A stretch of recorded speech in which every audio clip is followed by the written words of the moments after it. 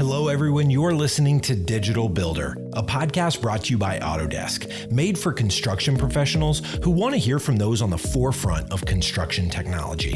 If you're looking for conversations centered around where the industry is going, this podcast is for you. Each episode will feature a conversation with a construction industry leader. Together, we'll dig in on themes related to connected construction and discuss where the future of the construction industry is headed. Now let's get started. Hello, everyone, and welcome to episode 17 of Digital Builder. I'm your host, Eric Thomas. This week, I'm joined by Eddie and Tyler Campbell, co-hosts of the Construction Brothers podcast. Tyler and Eddie are sixth-generation builders and own ABSI, a virtual building and modeling company based out of Georgia. And today, we're discussing communication and collaboration in the construction industry. Thanks for joining me on the show today, guys. Good to be here. Thanks for having us. Yeah, man. Thanks for having us. Yeah, it's going to be a fun conversation. And, before we jump in, I have to acknowledge we have 3 podcast hosts on the show today, which is, I think, in atypical circumstances and a little bit funny to me. Can you tell me, how did you guys end up co-hosting a construction podcast on top of owning your own construction business? Eddie, I'm going to let you take this one because you love telling this story so much. Because I love this story? Yeah, please. I love this story. Tyler walks in one day with a bunch of podcast equipment, basically, and says, "We're starting a podcast." Kaplop. Like, here we go. So, and Eddie went, "How much did you spend?" And I said, "It doesn't matter. You'll see it on my statement next month." That's it. That's the way it worked. That was pretty much it. It was really, in seriousness, it was a way, because we are in not only like Georgia, we're not like Atlanta area. We're like, South Central Georgia, which is like middle of nothing. So we're in a small town. We love our little small town, but it's hard for our voices to go anywhere easily unless we have some sort of means to convey that. Mm-hmm. Podcast was great. Yeah. So now all of a sudden, we get to talk to awesome people like you, Eric, and it doesn't matter where we're at. We can virtually span the globe, and it's been cool. We've talked to people in Australia. We've talked to people in the UK. We've talked to people all over the world, and we're still sitting here in Little Milledgeville, so it's pretty fun. It was so much fun to, be able to start spreading our wings out there and being able to bring people in and say, all right, we want to hear what you have to say. And it's amazing who you can get on the line when you just say, I'm going to put a microphone in front of you and I want to hear your thoughts on this. Like, a lot of people will throw their hands up and say, I want to be a part of that. So it's been a lot of fun to be a part of and build. I think it's one of my favorite parts about hosting Digital Builder too. And the guests that I've had the privilege to talk to so far have been in Europe, in Singapore, in Australia, all over the place. And just hearing that perspective and the commonality in our industry, even if we use different terms and phrases to describe the stuff, is all still super similar. So it's cool to learn from everybody and jump in. And we have this really unique industry where 10 to 20 completely different companies can be working on a single project together, and everybody's scope has overlaps, and this is paired with schedule durations that shorten, all the time, what it feels like. And personally, I think one big reason that this scenario exists and ends in success is the relationships that we build every project on. So I think to start, our listeners would really benefit from hearing a bit more context about how and when you're looped into a new project. Can you walk us through how, as a company offering VDC and modeling services, steel detailing, et cetera, how you fit into the life of that new project that possibly went out to bid today? Yeah, we are down the chain a little bit. Most of the time when we come into a project, it's because the owner and architect have already gotten together and done their thing. A structural engineer has done their thing.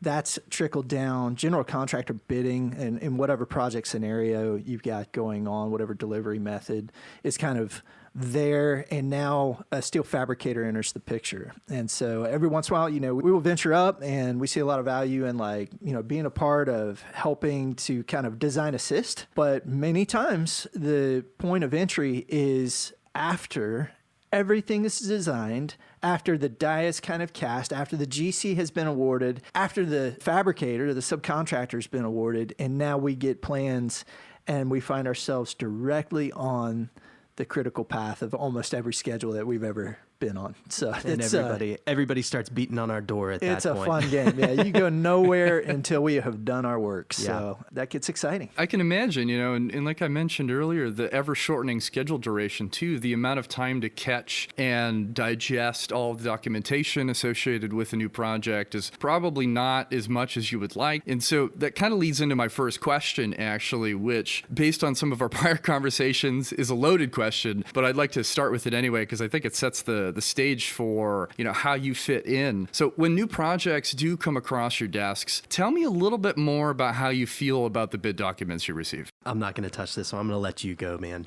You're going to have so much fun. All right, I'll be over here. Okay, how do I feel? I feel angry. I feel frustrated. I feel like when we play the word game, I feel a lot of things that are negative when I get a set of bid docs. I joke. I mean, most of the time, the bid documentation, I think we could all probably sing the same song. They lack something that we want to be able to do our job. And so they are given to us at a very fast clip. They're rushed out more than ever now, as you mentioned. And man, I mean, we find ourselves trying to put the details of a project together that really has very little detail. And man, talk about frustrating. Very difficult. We have a project that's going right now. It shall remain nameless because I don't want to throw too much shade or anything, but we keep getting revisions on revisions on revisions on revisions to our design documents because the designers did not have the time to nail down these details, to talk to the parties like the glazers, to talk to the HVAC subs, to talk to the steel detailers, to talk to everybody. And yeah, you don't need to talk to everybody, but man, just taking a second and doing a tactical pause, kind of like what we talked about with Kelly Doyle, to just get that stuff ironed out and maybe get a little bit closer. Because man, if they had just taken 2 more weeks on this stuff, that's not a ton of time, but man, they would have come up with so many better ways of doing things, and it would have made the whole process just go smoother. And I think it's painful too, because accelerated schedules used to be a competitive advantage for the construction industry, and now it's simply just the expectation. Like, the baseline is we're going to do this in this crazy amount of time, where 10 years ago everybody would have looked at you cross-eyed. And obviously the technology's changed, and there's things that have brought us to a point where that's more attainable. But I think those conversations and that insight that you would have if people did step back a little bit do bring a lot to the table. Is there anything else the owners of the world and all the other stakeholders in the process, when they bring you into a new project and send out documentation, is there anything they could change that would really help you out from your perspective? After having spoken with a group of owners recently, I think the number one thing that we need to work on as an industry is transparency. I think it's a thing that the owners desire, particularly in design, where they want transparency. And I think, as you said, I think the technology and the tools are there to be able to lift the veil, but they talked a lot about how when they're going through a design process, it's like, okay, the designers go off and do their thing, and then they show up for 30% DDs, and they just kind of like drop the PDFs, and everybody gets 2 weeks to say whatever they need to say after they've been working on it for 2 months. And then it's like, okay, curtains back down, and we're going to come back to it, and now 70% DDs come out, and it's the same bit, like drop it on the table. All right, you get 2 weeks. Okay, curtains back on until we get maybe to, final con docs, which are probably released 6 weeks after we're already in construction anyway. Yeah, which is hilarious. The tactical pause never got taken, No. and we never stopped to plan anything. So I think owners want to see more of the design process as it goes, and I think that rubs us really wrong. I mean, we don't want everybody to be looking at all of our things, but the best analogy I heard drawn was, this is on a construction site, something I can do. I can walk around. I can see the pipe in the ground. I can look at the ductwork hanging. I can see whether the steel's erected. I watch a progress bar of my project. There's no hiding it. But in design, that doesn't happen. And so that transparency, I think, would be a big thing, would be something that we, like organization, would love to work more towards to help people have that proverbial progress bar. It was really interesting whenever the owners were talking about that. I was like, wait, hold on a second. You feel like you're not able to see behind the curtain too? Like, you're the owner. You should be able to see everything, right? Like, from our perspective down here, and that's kind of the fun thing with, doing a podcast, right? Is that you get to sit down with these people and you get to learn these things and these gripes that they have. And so with us, we sat down with them and they're saying, we can't see behind the curtain. Well, this is the same thing that Eddie and I have been saying and our dad has been saying for a long time, is that, man, we wish that we could get behind the curtain and start, helping people out and drive that transparency, through innovation. And it's funny where we're at right now. We're working with a fabricator. We've got to go all the way back up the chain of command to talk to an engineer. Right. So I've got to go through my fabricator's PM, and then my fabricator's PM has to issue an RFI that goes to the GC, and then the GC then puts their RFI together and then puts it over to the engineer. And then I finally get my answer, and then it comes back down the ladder to me. I'm like, dude, if we could all just get in the room together and work through this instead of just trying to, CYA, right? Let's, cover ourselves all the time. It's the CYA that has caused us to really have this brokenness in the industry that I see. And it's funny to hear that the owners are experiencing this, the GCs are experiencing this, that we're experiencing this, and everybody in between. It was just mind-boggling for me. Yeah, it's a weird feeling when we step back and look at, our delivery methods in that sense, because everybody's trying to protect themselves. And I understand it. Like, you've got to do your due diligence to ensure, your company and your people are going to be okay. But taking that step back and trying to find ways to communicate and collaborate to share that information and have those discussions so everybody's on the same page is super important. And I can speak from kind of the perspective of the GC, if I look back towards more of the bidding phase still, as a proposal manager working on very large proposals, typically $200, $300, $400 million for some of the bigger ones. Like, the delivery phase of those would be insanity, because it would be 2-3 of those due in a single week, and the deadlines were mental. All of the specialty contractors, the subcontractors who were bidding on these projects would be wrapped up underneath that bubble, and they would be delivering just in time because nobody wants to shop out their bid, obviously, early, because then you start this competition war. So 2 hours before I'm supposed to submit this proposal on a deadline that is inflexible to a minute, I'm receiving all this final information, the final, subcontract documentation, and it was madness and the most stressful thing ever. And I don't have a good answer for how to fix that too, but I do know that it's painful for the GCs. It's not just painful for the specialty contractors. It's not just painful for the owners. The whole thing is just a ball of stress, and then boom, you get the award, and you're supposed to start building immediately. It's just madness. When you get into a highly competitive bid, there is a thought, I think, if you're an estimator and you've put a proposal in, is, oh man, what'd I miss? Because you got low, and then you're wondering, like, where were the other guys? Like, how low was I? And so sometimes that information's exposed, and sometimes it's not. And you wonder to yourself, did I get this project right, or did I get this project because of something I did wrong? And so as many times there's a case to be made for overages because of what we don't know. There's also a case to be made for the fact that people are getting hosed on projects because they weren't given a fair shake at actually wrapping their arms around what they have to build and the product they have to deliver, which is tough. And I know, man, we've got delivery schedules, and those owners too, they were saying actually getting in that building, I mean, time to market is huge. So I get it, but sometimes time to market is actually sacrificed by poor planning, not aided by rushing through that process. So yeah, it's tough industry to be in, and I think there's some things we can do to help it along. A lot of times we're just told to just start marching, right? Which is sometimes an okay thing to do, but man, so often we just start marching and we start flailing our arms around and just acting like we're doing things. And instead of doing the right thing, the next right thing, a good thing. And that's kind of where I see the disconnect there. And we had the opportunity of talking to our grandfather, who's, he's in his 90s.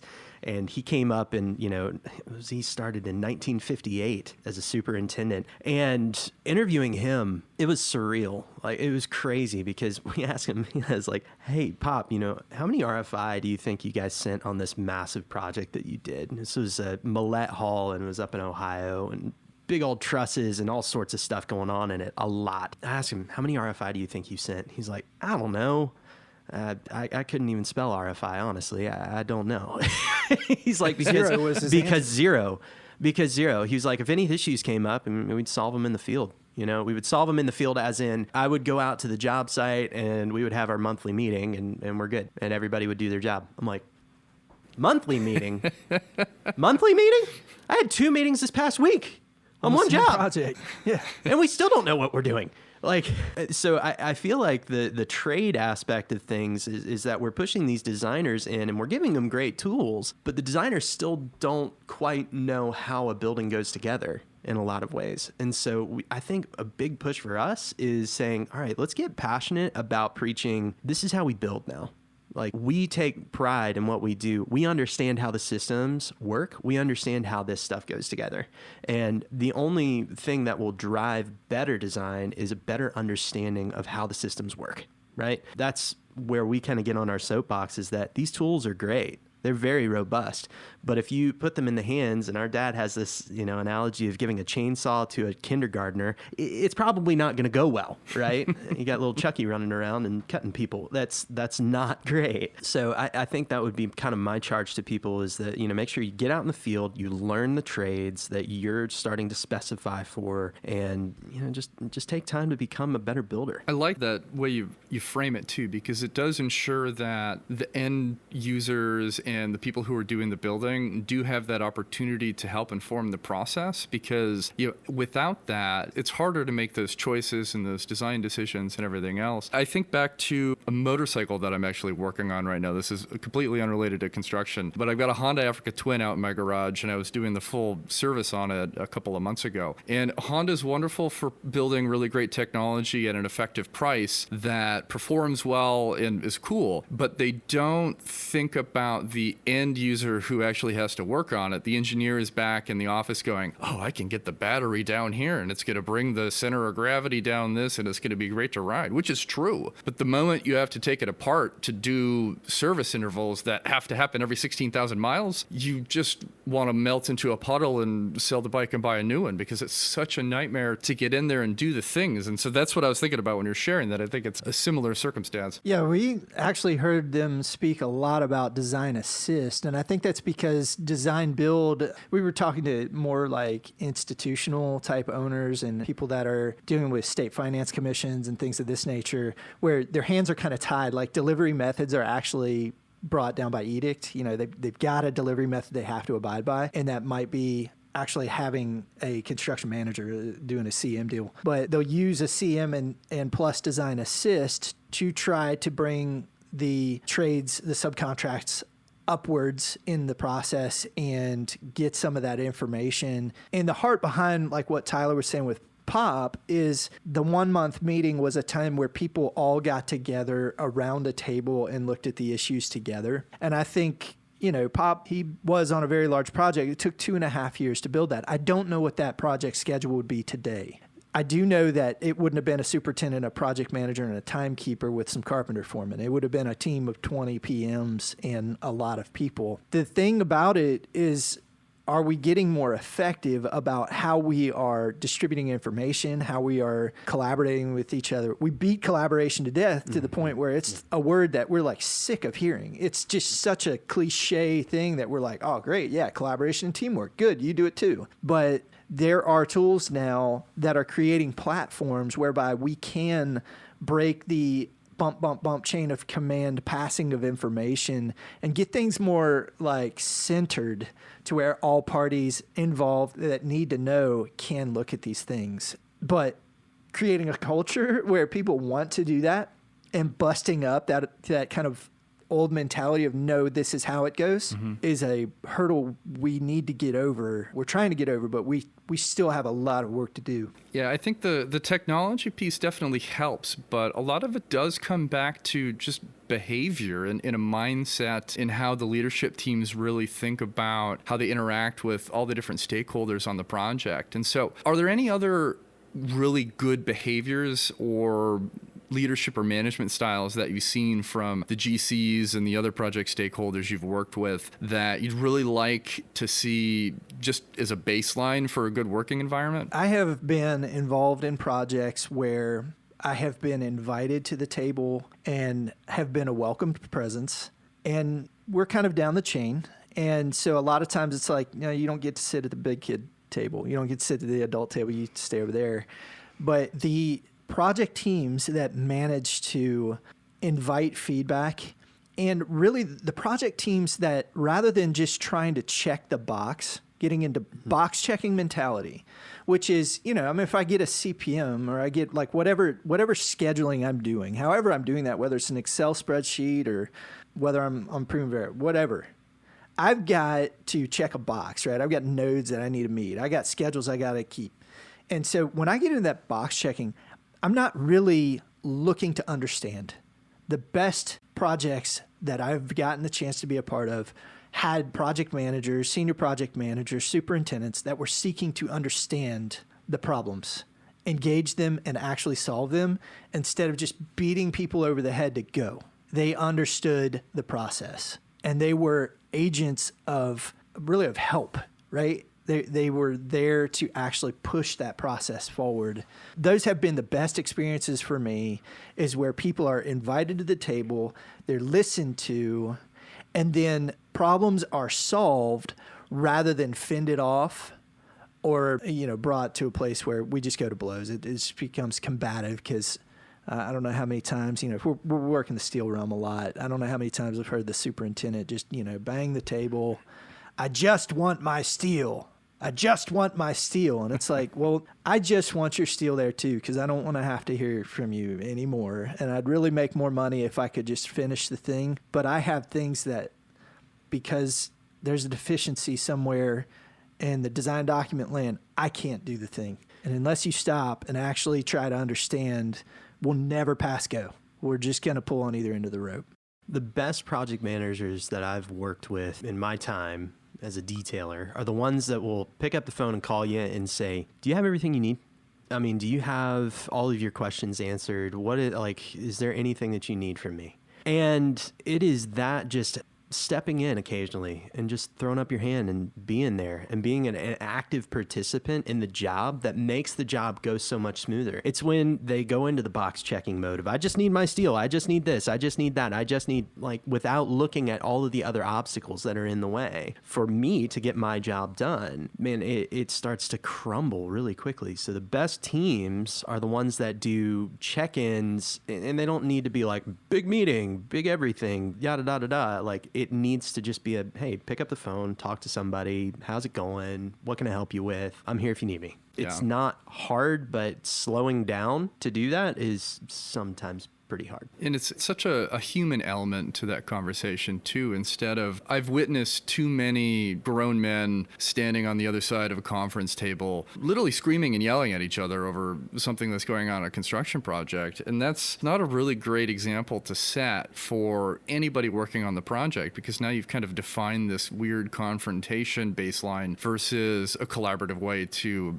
finding the source of the problem and coming up with the solution. I feel like that's changing now as some more of our generations are getting into the construction industry. And I'm optimistic and hopeful that there's, a really good path forward there. But it always was just very strange, especially earlier in my career, where I watched just grown-ups just screaming at each other over some obviously not minor issue. There's a lot of cost, and a lot of dollars on the line, but that never felt good to see by any means. Eric, we were involved in a series of what I'll call golf entertainment facilities that I won't say the name of, and because we'd have to pay a lot of money to do that. We'd have to pay a lot of money to do that, and we were involved in a design assist role where we were brought forward into the process, really kind of integrated into the design, and really a very strong virtual design presence in that project delivery, very creative and very cool in so many ways. But I will never forget a moment where we were in a meeting, owner, architect, structural engineer, design builder, everybody's at the table, and we're all sitting around, and the architect literally looked across the table, pointed at me, and said, I don't want to have to ever talk to him. And it was because Jeez. I wasn't a proper designer. I was beneath. And the problem is that, from the depths and genuineness of my heart, I just wanted to help. And in so many ways, we became like keepers of information, and we were the source of cohesion. If you can imagine going from site to site to site to site, and then trying to convey lessons learned again and again and again. having a model as a source of that cohesion was a huge value add, right? But it also brought us to a place where we were maybe responsible for more than a normal VDC guy would be or BIM guy would be. You know, we had a little more say here and there and a little more opinion. And so it was a source of contention, and you talk about how it's relational, it's a people thing. We come back to that again and again. We hear so many new tech things, and the tech that we have is cool. Some of the things that are coming out are just amazing and useful and helpful, but our tactics need to follow that tech. We have to have tech that we're using well. And so being humble enough to kind of change our processes is something that I think we're going to continue to have to go through over the coming years as we find new ways of delivering projects under these demanding schedules. Yeah, for me, we've talked to a ton of people now, and that is the most common thread is that, I love tech. I'm a big nerd when it comes to this stuff, right? So I'm first to raise my hand when people ask that. But at the end of the day, it's the people that have to operate it.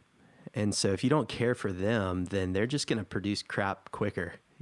And for me, I want to keep pointing back to the people and focusing on those relationships, because those are the things that are evergreen, that are going to last. Those are the things that make projects go from a grumbling mess to you can all stand around, look at the building as a team, GC, architect, engineer, owner, stand around your building and smile and say, good job, everybody. You did applause all around.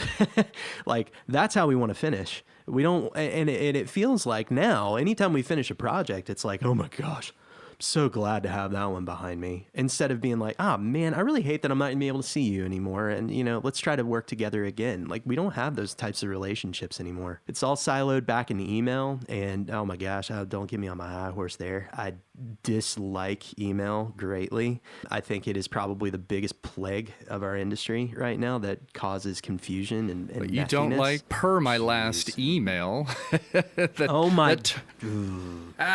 worst projects that I've been involved with are the ones where project managers always email me back every single time and don't take the time to actually bullet things out, don't take the time to provide clarity. They have their caps lock stuck. I don't know why. Every superintendent has their caps lock stuck, so we need to check their phones or their computers or something. But, for me, I feel like email is a big thing that really has driven a lot of confusion in the industry. Yeah, it's good for certain things. And Eddie and I are on different boats when it comes to this, so he'll come back and say, yeah, it's not all email, but I hate it. That's my take. It has its place, but I'm not sure it's something we should be leveraging so heavily, because everything just gets disjointed. You throw 40 emails back and forth about a thing, and it's not even necessarily documented in a way that's usable at the end of the day too. So it's more of, streamlining that communication and picking up the phone where necessary. And I know, as we were talking about before, the subs aren't always in the driver's seat in a project, and you're often beholden to the decisions that others are making. Are there any parts of the process where subs are empowered to take action and really improve collaboration? Like, where are the spaces that, the other subcontractors that they're listening can say, okay, I can grab this and I can control this and I can help improve, X? Focusing on doing your job well. That's the biggest thing that you can control, right? And also helping, that helps the people upstream stay organized as well. Because just if you produce confusion, then your project manager above you is going to be confused, and it's just going to keep going up the chain of command. So make sure that you're doing your job well. Make sure that you're clear on anything that you send out. Take the time to clarify if need be, make follow-up calls, really be boots on the ground, and have your hands on the problem. Go there and look at it. Have your hands on the problem. We could probably go in a lot of different directions, modular construction or, some sort of idiosyncrasy of a specific area, electrical or structure, whatever. But I'm going to say, generally speaking, the thing that hits my mind first is have the ability to empathize with the people above you and below you. And by empathy, I mean understand their plight. If you're a subcontractor, do the work of understanding why the superintendent has his caps lock stuck. Yes. Because props to those guys. respect, I love a great superintendent. They're the guys out there making it happen. Understand why the project manager doesn't answer the email in 5 minutes. Understand why things are critical. And one of the things that I know I like to do is stopping for a moment with a project manager if we have a hair on fire moment and saying, why is this important? Like, why is this important to you? Help me understand. And then listen, because it's amazing what can happen when you understand why they're yelling at you. We got yelled at the other day because we needed to have ladders on site. We had cage ladders have to be on site. And we're sitting there thinking, like, what would cage ladders hold up? How could this possibly on the critical path of anything? But as it turned out, the general contractor was trying to put up veneer block, and we had supports going through the veneer, and he needed them for his block mason. There's a brick guy. So they didn't have to come try to cut these things back in. Having that little bit of understanding gave me the ability to react and say, what you asked me for was ladders, but what you need is brackets. And now I understand why you're in such a mode of priority here. Is like, you do need this. And now I understand. So now I can hop around a little more. Empathy skills, the ability to just say, help me understand, are a big deal. And stay humble. I think that fuels that whole thing. Oh, yeah. I like that framing a lot because as I've gotten further along in my career too, there's definitely been moments where something will happen and my first reaction is, why is this person doing this? And then I'm mad about it and perceiving it as being like an aggressive confrontation. And when I've stepped back, like you said, 99% of the time, whatever that person did wasn't done with spite. It wasn't done with bad intentions. There might be a miscommunication. There might be a misunderstanding or some awkward middle ground in a dance you need to do to, figure out the source of the problem. But most of the time, people aren't coming to the table trying to be crappy to each other. They're coming to the table trying to get their job done. Everybody's stressed out a bit, and that empathy definitely goes that extra mile. So I'd like to kind of come back to our fun contract conversation a little bit here, which is, the most exciting one we can have. But I think it's very tied to relationships too, especially when there are contract disputes. Do you have any advice for everyone out there listening? Like if something does get contentious and seems like it's leaning towards being litigious, is there a good way to navigate that? With that empathy in mind to ensure that everybody's whole at the end of the day and you don't end up in those screaming matches? Number one, if you can, go to that individual in person. Absolutely, positively go to that person, hat in hand, with humility, and try your darndest to put the emotion away. And we have a couple of things around here when things start to get heated. One is, it's the old, I don't know if you remember Dragnet from way back, but Joe Friday used to say, just the facts, man. And that's kind of something Dad kind of drilled into me, is when you get there, let's get to just the facts. No emotion. I'm not interested in emotion right now. Let's look at the facts of the matter, and then let's do what's fair. If we could get there, well, yeah, things may get litigious, but we're probably going to bring an umpire in or an arbitrator to try to avoid court anyway. And all that arbitrator is going to do is get paid to try to make you two be fair to each other. Mm-hmm. And you're probably not going to like what they come up with because they're probably just going to split the baby and move on. So it's, it's best if you can get into a room and get through that process together. If not, then find maybe somebody that isn't a professional arbitrator, but somebody who is a neutral third party to try to broker that conversation. And that can just be there and be honest and say, hey, I hear Joe saying this, but Sally, have you ever thought about this side of things? And they can just very quietly be somebody that's there to just try to make the conversation productive. Mm-hmm. So that's the best things I know to do when things get there. Sometimes there's no turning back. Sometimes people don't want to divorce themselves from emotion. Sometimes it's just about beating you up, and people are a little slimy at times. And that, we have to protect ourselves in those ways, and that stinks. But if we could treat each other fairly and right, I think that takes care of a lot of things. There's a really important piece of the puzzle of what he just said too, and I want to make sure that I point this out, is that go to them in person, is to look them in the eye and work through the problem together. Tone doesn't convey over text. right? We know this. And that's kind of my whole beef with email, is that tone doesn't convey. There's no way to really give somebody empathy or understand the challenges that they're facing. We've been given this gift of being able to use our vocal cords, or at least a lot of us have been able to, use our vocal cords to express ourselves. I think it's important that we start doing that again as an industry. And so the only way that you're going to be able to solve an issue like that is go ahead, write down all the issues, get the bullet points out, right? But don't send the email. Take that piece of paper, take your iPad, however you want to take it, lay it in front of them, and let's talk through this, and let's stand around the table and figure this out. So don't overlook that. That is probably the thing that has gotten me out of the most trouble during my career whenever things get heated, is by, when I can, going and standing with them, or getting on the phone and talking it through, or even a Zoom meeting, looking at somebody in the eye that's always very, very helpful. Yeah, I think just having that real conversation makes such a difference, because it's very easy to write the snarkiest, grumpiest email in the moment that you're filled with maximum rage, push send, walk away from your desk, and then, half an hour later you step back and go, ooh, should I have been that to the point on that email? Because I don't know if the email that's coming back is one that I'm going to want to get, Are you going to tell them what we do here? No, well, I've heard this. There are a lot of things attributed to Abraham Lincoln, and it's almost gotten to where that's comical now, but I have heard it said that Abraham Lincoln had letters in his desk that he wrote but never sent.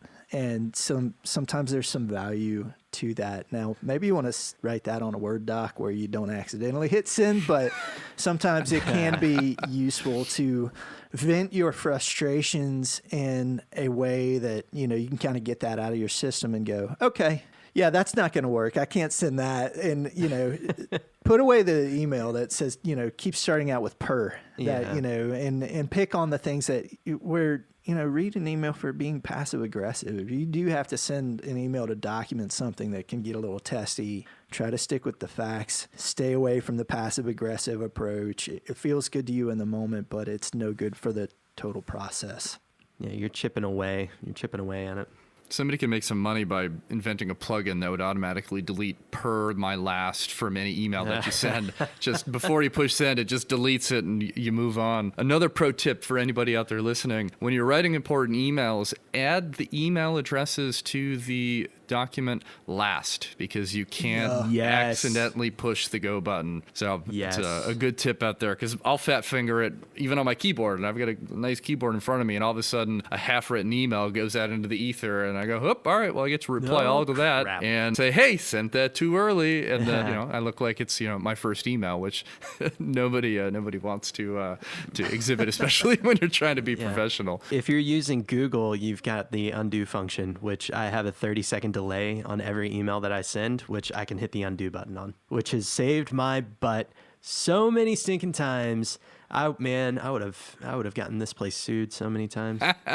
So many times.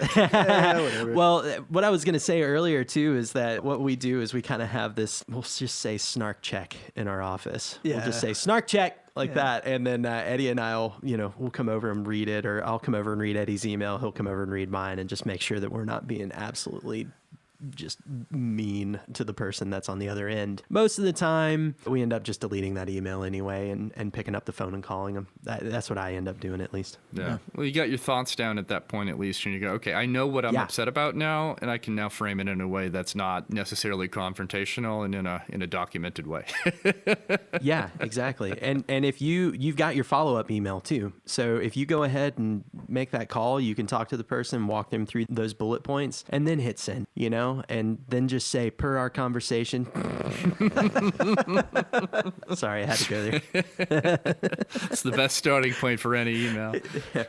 Per, all caps. Yeah, like 18-point font, just to make sure you get that message across. Bold, italics, and underline, baby. Let's go. Everybody knows about the capitalization and everything like that, but if project managers never sent me another email that said hot, oh, geez. any version of hot hot that you can think of. This is hot. That's Fire. hot. I'm like, let me see. 1, 2, 3, 4, 5. Okay, apparently the whole world's burning down. Like everybody's got a thing that's important. And so I have a snarky email that I'll confess to that I sent one time. Somebody sent an email that basically said, "This thing is on fire." And so I found their local fire department's phone number, and I actually sent them the fire department's phone number, said you might want to call them.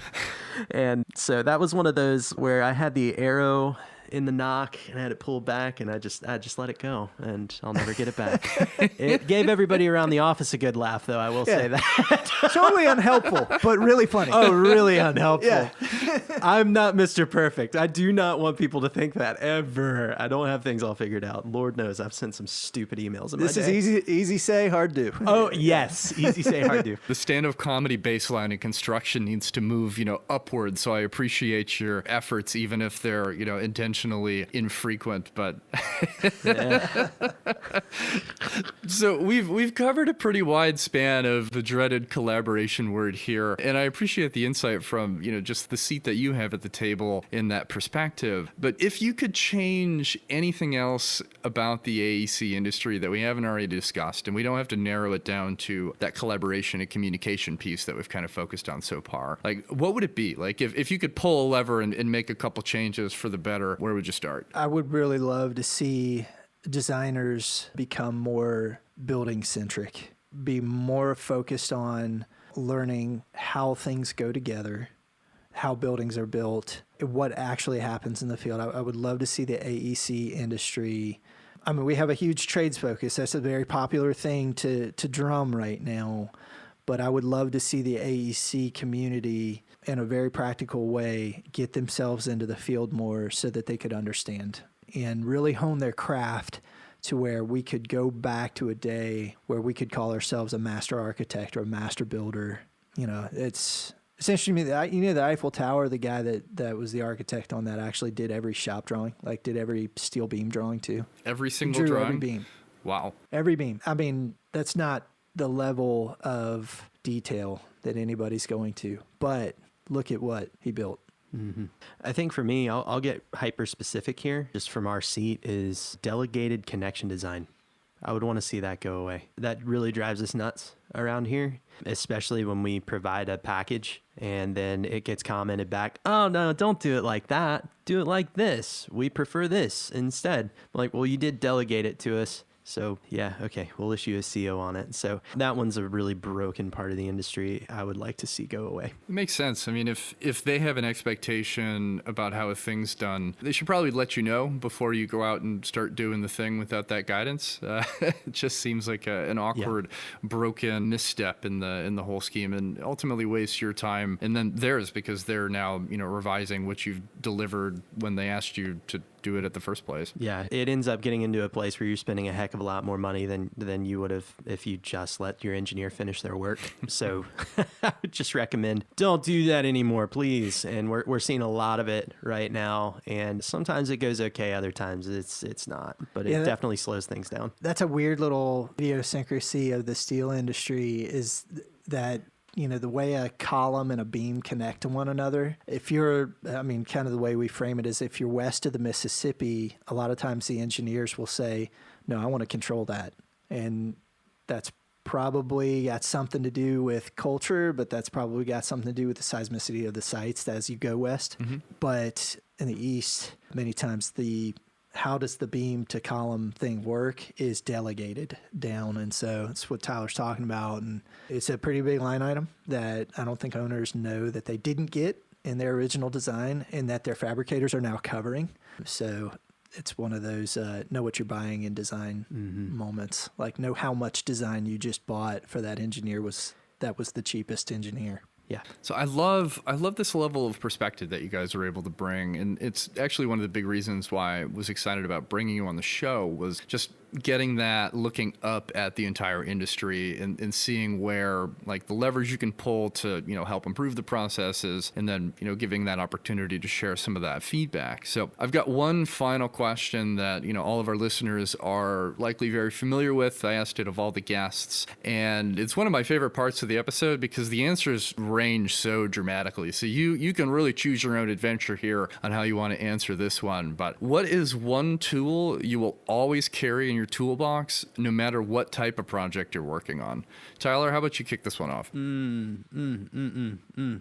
I think probably AirPods. I think that's one little tool that I'll throw in there. I know it's not really a tool, but it just, I don't know, it's entertainment. Because what we do here, I'm clicking through drawings all day, every day, and so having podcasts to turn on, that's helpful. I like the AirPods for their functionality, but I give a hard no for guests wearing them on the show because of the amount of glitchy sound errors I experience. Preach. Yeah, I so saw that on your... future guests out there listening, please do not wear AirPods if you join me on Digital Builder. Oh gosh, man. No, preach it. Because I saw that as a checklist item whenever you sent out your email, and I was like, yes, yes, that's the thing. Another one I'll throw out there is probably Trello, but I don't know if I would carry it from every single job. You know what I mean? So from now until eternity. So, but for now, Trello, I'll definitely put out there. Yeah. All right, so here's this to me, huh? Yes, sir. We can go metaphorical with this, apparently, because Eric told us so at the beginning. So no matter what I do, no matter where I go, no matter what I try, one thing I always want to carry with me is hard work. I just value that in a huge way. Why you got to be like that, man? Because from a no, there's a reason. Making me look bad over here. Jeez. There's a reason. I mean, I could get into the psychoanalysis of this whole thing. Oh, how please I was spare a small us. kid and all this stuff. Spare us. I value it because no matter what your faculties or capacities are, hard work will always make you a little bit better. Like you can absolutely get yourself to a next bar by working hard at what you do. And so I think hard work is what I want to go with. I feel like the next step in this is that your LinkedIn bio is going to change to School of Hard Knocks. I think it's going to happen. I didn't do that this morning. I'm gonna go check as soon as this call is done. It's like, all right, like what's that one always cracks me up. Sorry. Tyler, I think you can wrap your AirPods back into hard work because when you're wearing them, you get to laser focus and work hard on all those drawings. So it all does come full circle. And I think you said hard work without saying hard work. So you beat him to the punch. Yeah. I mean, technically, I win. That's the summary here is that I win. It is a competition here at the podcast. Well, you are brothers. I win often. We are actually brothers. Yeah, it's always a race. That is a saying in the Campbell household. It's always a race. I like hearing it. It's a lot of fun, and it's been fun listening to your show, and I'm super happy that you're able to join. So, do you have anything you'd like to plug that our listeners would want to hear about? Oh gosh. All right. Well, yeah. If you want to hear the podcast, come check it out at www.brospodcast.com. I'm actually really happy that we got that URL. Surprisingly enough. And just look up Construction Bros wherever you get your podcasts. We're on Apple and Spotify, and we're also on social media doing crazy stuff all the time. And posted a Super Mario video the other day that's kind of blown up. I don't know if you saw that, Eric, but oh my gosh, so that's pretty fun. It's mesmerizing. It is mesmerizing. It's mesmerizing. So it's if anything, the Mario go check in that out. the fireball world with the little fireball wheelie things, and it's like really awesome. Fireball wheelie things. That's a good way of putting it. Yeah, Super Mario 1. It is mesmerizing, and so if you want to see something fun there, go to my LinkedIn account. You can check that out. I guess first stop is I'm checking for the School of Hard Knocks on Eddie's, and then I'm going straight to Tyler's for this video. So yeah, there you go. I've got my morning planned out already, and of course in the show notes we'll include a link to your website too, so everybody can check out the website. And if anybody listening has any questions about steel detailing or communication or anything inspirational they heard during this conversation, aside from the website, is there any other way they can reach out and connect with you? Yeah, hit us up on LinkedIn. We're both there and on probably more than we should be, right? Yeah, probably. You can always come to our website at absi-bim.com if you want to know more about what we do with virtual design assist, or any of those services. So that's probably best routes. Should they search for your names and then follow that with School of Hard Knocks or Construction Brothers podcast? What would be the best path? Well, I try to Google my name to just see if I'm famous yet, like once a week. And so every time I do that, nothing comes up. Like absolutely nothing comes up. So I don't know. Yeah. No, just, Construction Brothers should be fine. And Construction Brothers should be able to find Eddie. That's right. At least. Eddie Campbell podcast. And they'll be like, there's only 10 of them. Yeah, exactly. I'm fighting. I'm fighting for too. Google ranking with a motivational speaker also named Eric Thomas. So I'm delegated to like page 10 of Google because I am also a horrible person and have spent time going, how far down that rabbit hole am I? And last time I checked some time ago, it's somewhere around page 10 or 11. Us podcasters, I feel like they're just a group of narcissists at our core. So we do Google ourselves. I don't really do that, but bull crap. I once just totally a week. called you out. Is it once a week or once a day? Like how frequently are you checking? that's not right over there. Yeah, no comment. Moving on. What was the next question? All right, that was the last question. So, all right, everybody out there listening today, thank you so much for taking the time to join us on this episode of Digital Builder. If you want to reach out to me with any questions or want to appear on an episode, you can find me on LinkedIn or via Twitter at builder_digital. Also, check out our homepage that does not have quite as punchy of a URL as our friends from the Construction Brothers by visiting construction.autodesk.com/podcast. And on that page, you can sign up for our newsletter, suggest show topics or guest ideas. And you love the show, please take a moment to leave a review on Apple Podcasts or any of your other podcast players. It really does make a difference for me and my team, and I'd really appreciate it. And on that final note, goodbye. You've been listening to Digital Builder. To ensure that you never miss an episode, subscribe to the show in your favorite podcast player. If you're listening with Apple Podcasts, we'd love for you to give a quick rating of the show. Simply tap the number of stars you think the podcast deserves, and then you're done. Thank you so much for listening. Until next time.